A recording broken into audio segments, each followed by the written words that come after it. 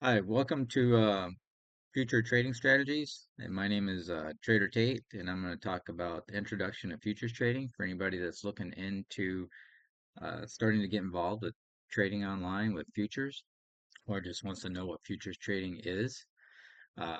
Future trading involves the trading of futures contracts, buying and selling of futures contracts. It's a standardized agreement to buy or sell an asset at a predetermined price at a specific time in the future. Such as NASDAQ. Right now, you'll be trading the index if you want to trade NASDAQ, and the contract right now is for September. Even though it's July, you'll be trading a September contract. Same with the ES or the SPY.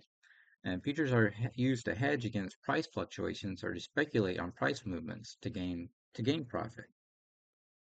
The futures markets provide liquidity and price discovery for various assets, playing a critical role in the global financial system. Now, like the ES and the NASDAQ and the Russell, the futures prices aren't going to be exactly what the index price is because it's actually a contract in the future to hedge against what today's trade is. The difference with that, um, with options, is options have Greeks, futures do not. Options experience a higher volatility than futures because options are going to degrade in price. You'll lose price um, quicker than you will in a future. A future is almost like you're going to be trading a stock.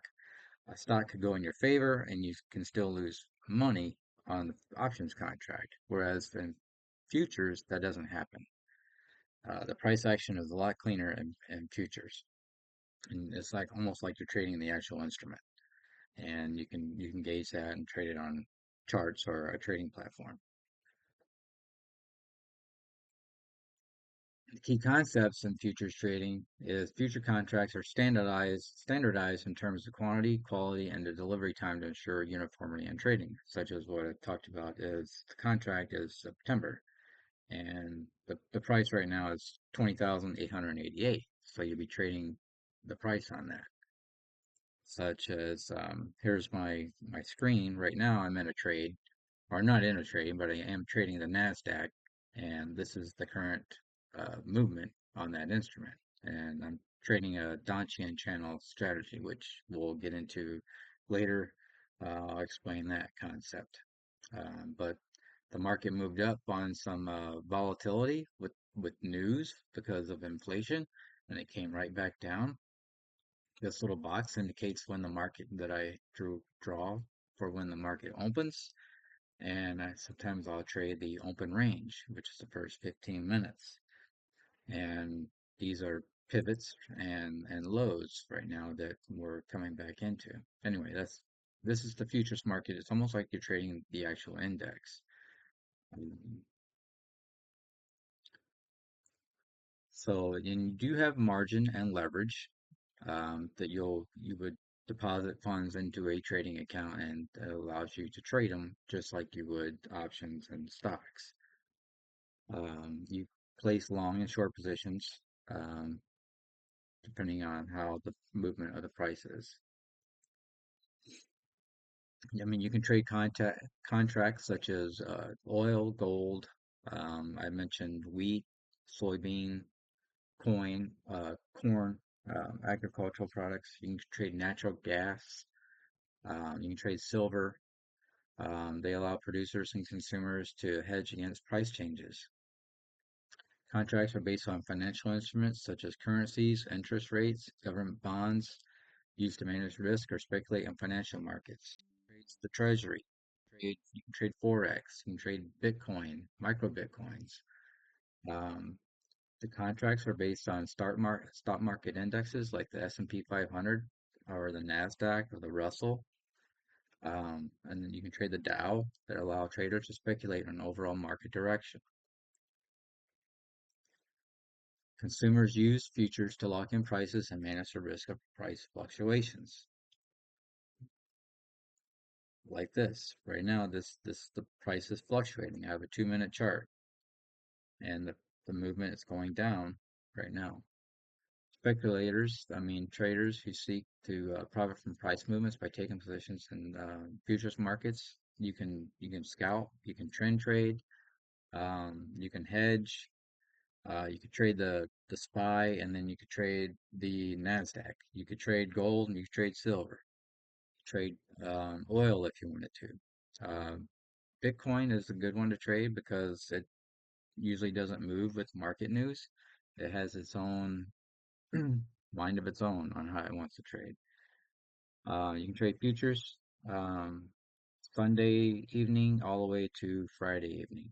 So 5 days a week, 23 hours a day. The market closes at 5 p.m. and opens back up at 6 because that's the settlement.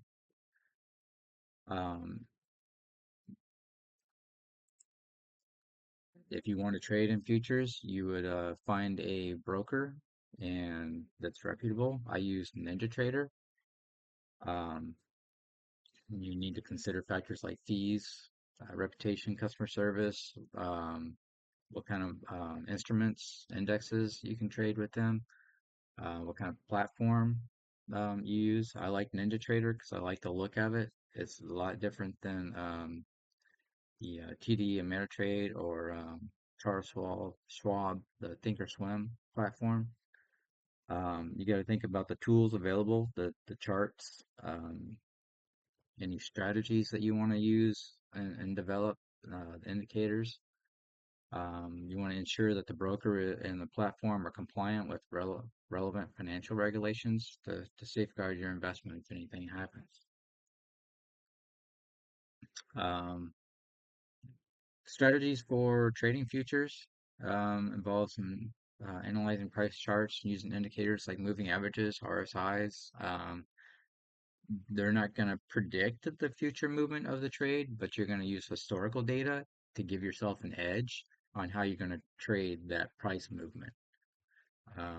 Such as what I do is I'm trading the NASDAQ right now, and it's in a downtrend, so I could use that data if I want to go long or continue to short the market. So I have this trade trend right here to tell me it's going down. I have certain criteria that I look for before I place a trade, and right now I would only be looking to go short um, up until 10 o'clock, and then from 10 to 11 I usually don't trade. Fundamental analysis, you want to look at evaluating economic indicators, company performance, or historical, not company performance, but index performance, um, to see where support, supply, and demands are on the assets, um, and apply risk management because you don't want to go into a margin, or if you're using a different kind of account, like a prop account, and lose money because of poor risk management. You want to use stop loss orders. Don't trade during the news unless you have a strategy that identifies certain market conditions or price action that's going to enable you to trade that during that specific times. Like I don't trade during the news times, which is between 7 and 10 o'clock a lot. I only look for one direction, and it's according to my strategy on the price action. If the indicator's not there, then I don't take the trade. You don't want to be one that's just looking to hedge and go long or go short if the market does one thing and just go all in. You want to size appropriately to mitigate your trading risk. Um, so in order to get started trading futures, you just want to do a lot of research. Um, you could use simulated accounts, choose a reliable broker trading platform. You can start with a demo account. You can start with real money and just sim trade. The price movement is fast on some of these. If you're trading the 30-second or 1 minute chart, it moves very fast. I like to trade the 2 minute, 5 minute, and the 15. I don't do a lot of trades based on the 5 minute, but I do use it um, in conjunction with my 2 and 5 minute for market direction or to find some supports and resistances. Um, because with trading futures, um, I use NinjaTrader here as my broker.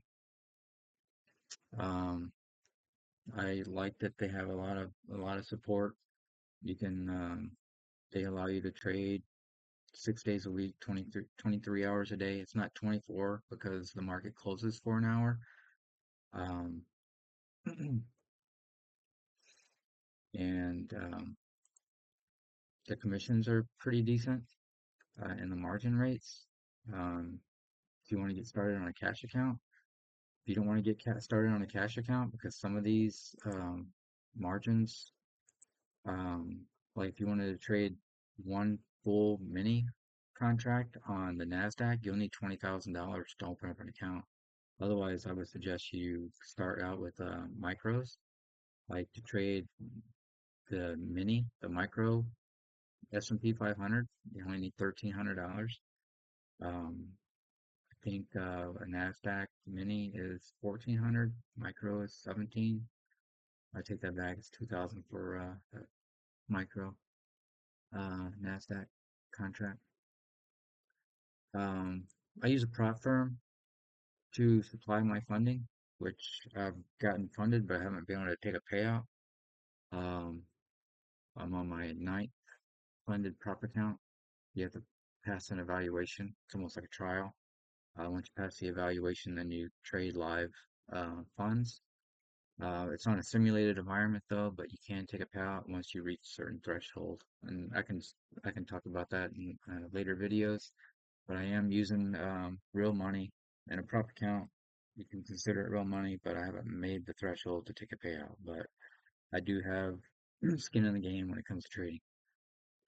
These are some of the commodities and indexes that you can trade, and their commission rates. The round trip for an E mini is $4. The micro, I think, is $2. Um, no, dollar. It's a dollar for a round trip. And what I did was I placed the information into a spreadsheet so that I could keep track of what my reward and risk is. So I trade the NASDAQ right here, and I trade the micros. They call it a mini contract for the NASDAQ. It's $5 a tick, and each tick is 25 cents. So the NASDAQ goes up in 0.25 and quarter increments. And each 25-cent increment on the index is worth $5. So for instance, one contract, if you were looking for a reward of 200 ticks, you could potentially make $1,000 on one mini. Or if you're going to trade the micro, you're looking for a risk reward of $100. So probably don't want to trade for one micro every $1,000 of risk um, to trade one micro. Like the ES, it moves for every 25 cents on the index. The money is $12.50 that you can make or lose. It's $1.25 for the micro. The commissions are you're going to pay a little bit more on a dollar per tick basis, but you're risking less if you trade the micro. Um, like right here, I have one micro